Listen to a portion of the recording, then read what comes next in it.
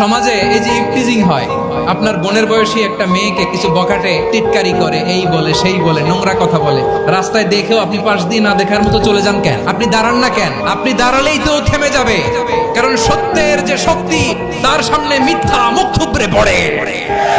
আপনার সামনে ও কিছুই না, নাথিং।